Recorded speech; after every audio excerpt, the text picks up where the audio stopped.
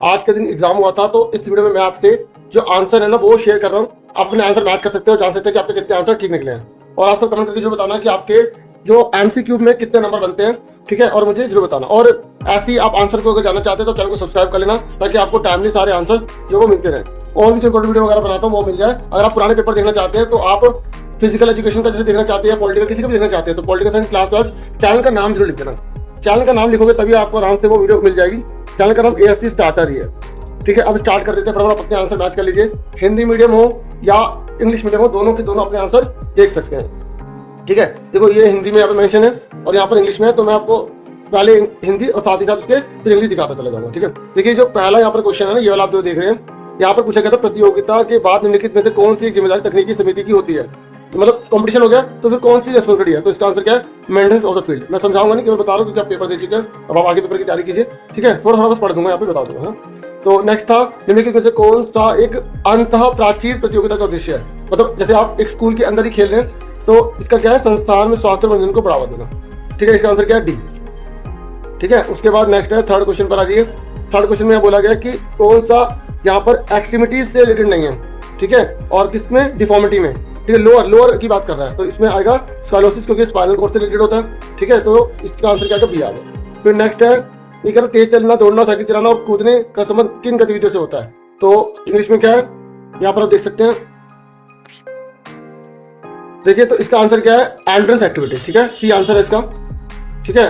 उसके बाद नेक्स्ट है, यहाँ पर ये कह रहा है निर्धारित पाठ्यक्रम के अनुसार सूर्य भेदन प्राणायाम की संस्तुति डैश के लिए की जाती है। तो देखिए, as per prescribed syllabus Surya Bhedan pranayama is recommended for, men किसके लिए की जाती है, अस्थमा के लिए मेन काम करता है, तो इसका आंसर सी। बाकी और भी काम करता है, लेकिन अस्थमा के लिए, सांस की दिक्कत वगैरह उसके लिए बहुत इंपॉर्टेंट होता है, तो इसलिए यहाँ पे रिकमेंड किया जाता है, सी आंसर है। फिर ये तो सबसे आसान, आपने जाना पहचाना, साफ पता भी लग रहा है कौन सी शेप बन रही है, धनुरासन, ठीक है। ये क्या है, धनुरासन। उसके बाद यहाँ पर नेक्स्ट क्वेश्चन था,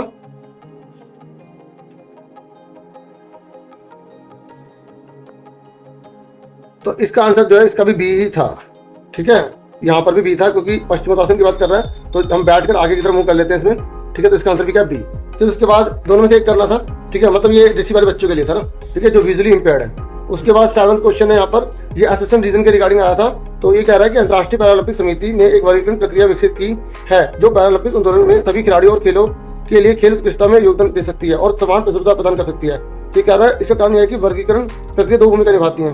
पहले ये निर्धारित करना कि कौन इसका पात्र, और दूसरी प्रतियोगिता के उद्देश्य में खिलाड़ियों के समूह को बनाना। तो ये इसलिए तो बनाया गया ताकि ये समूह बनाया जा सके। तो एसोसिएशन दोनों ठीक है और रीजन भी ठीक है, ठीक है। तो इसका आंसर क्या आएगा, ए।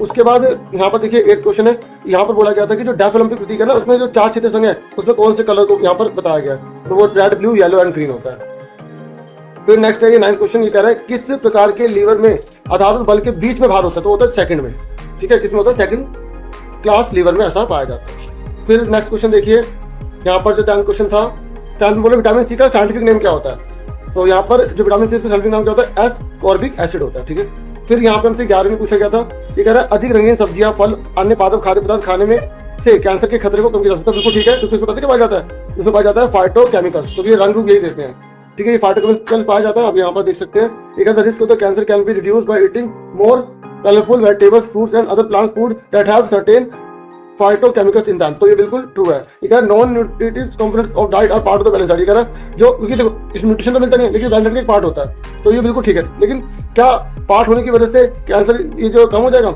नहीं ना, लेकिन दोनों बातें ट्रू है, तो इसलिए आंसर क्या, बी, ठीक है। इसका आंसर क्या था, बी। उसके बाद नेक्स्ट था यहाँ पर 12वां, ये कह रहा है किस परीक्षण में प्रारंभिक और अंतिम गणना के बीच निकटतम सेंटीमीटर तक स्कोर दर्ज किया जाता है। ये कह रहा है in which test score is recorded to the nearest centimetre between the initial and final score. तो इसका आंसर आएगा सिट एंड रिज टेस्ट।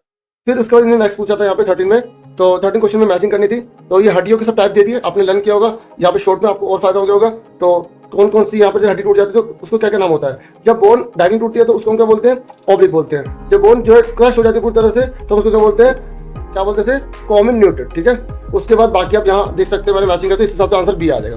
जैसे अगर बच्चे को यहाँ पर दो भी पता लग जाते तो वो आराम से इसको सही कर लेगा। फिर उसके बाद 14 था, 14 में यहाँ पूछा गया कि गोल्फ की गेंद तब तक स्थिर रहती है जब तक उस पर गोल्फ क्लब से प्रहार ना किया जाए। तो मतलब अपनी अवस्था में बनी हुई है, ठीक है। ये कह रहा है, तो ए आंसर है इसका, ठीक है। हिंदी में, इंग्लिश में पढ़ देता हूँ। ये कह रहा है जो गोल्फ बॉल है ना, वो अपनी रेस्ट पोजीशन में रहेगी जब तक उसको स्ट्रक ना किया जाए गोल्फ क्लब के द्वारा। तो इसे लॉ ऑफ इनर्शिया कहा जाता है, ठीक है। फर्स्ट लॉ मोशन होता है, ठीक है। कोई रुकी हुई चीज तो रुकी रहेगी, चलती रहेगी जब तक उस पर एक्सटर्नल फोर्स अप्लाई ना किया जाए। फिर उसके बाद फिर से मैचिंग था, तो ये पर्सनैलिटी के प्रिंसिपल दे रखे थे, यहाँ पे उन्होंने आंसर ही दे दिया। बिग फाइव थ्योरी आपने पढ़ी होगी, तो ये कह रहा है जो ओपननेस वाले लोग होते हैं उसमें क्या कैरेक्टर होता है, ठीक है। एक्सट्रोवर्जन में क्या होता है, ठीक है। न्यूरोटिज्म में क्या होता है और एग्रीएबलनेस में क्या होता है। तो मैं आपको सीधा बता दूं, देखो जो ओपननेस वाले होते हैं ना, ठीक है, उनमें creative, focus and tackling new challenges होते हैं, और जो एक्सट्रोवर्जन वाले होते हैं ना वो एक्टिव, ऑप्टिमिस्टिक, सोशल होते हैं। तो इस हिसाब से आंसर कौन सा हमारा बी बनेगा, ठीक है। तो बी इसका आंसर आ गया। फिर 16 पर आ जाइए। 16 क्वेश्चन ये कह रहा था concept of dash generally refers to personal evolution of और एटीट्यूड टुवर्ड्स हिम और हरसेल्फ। इसे बोलते हैं सेल्फ स्टीम। क्या बोलते हैं इसे कि अवधारणा आमतौर पर किसी व्यक्ति के स्वयं के प्रति उसकी उल्लंघन, आप अपने खुद की जांच कर रहे हो और आपका खुद का क्या दृष्टिकोण है, और ताकि आप अच्छा और प्रेजेंट कर पाओ, तो ये क्या कहलाता है, आत्म सम्मान कहलाता है, ठीक है। सेल्फ स्टीम आएगा, कोई बच्चे सेल्फ टॉक लिख देंगे, ऐसा तो नहीं होता कुछ। फिर ये कह रहा है स्वीडिश शब्द स्पीड प्ले को डैश के रूप में जाना जाता है, उसे क्या बोलते हैं, फॉर्डलेग परीक्षण, ठीक है। क्या बोला जाता है, फॉर्डलेग ट्रेनिंग। फिर कह रहा है in which type of the exercise movement can not be seen directly, इनमें से कौन सी डायरेक्टली नहीं दिखाई जाएगी, तो वो है आइसोमेट्रिक, ये डायरेक्टली दिखेगी नहीं, ठीक है ना। तो मैंने 18 तक कहा था आपसे, मैंने आपको 18 तक दिखा दिया। अब बाकी का पेपर यहाँ पे आप देख लो, ठीक है। इसकी अगर ऑफिशियल जैसी गवर्नमेंट की तरफ से, सीबीएसई की तरफ से आएगी आंसर की, तो मैं फिर आपसे शेयर कर दूंगा।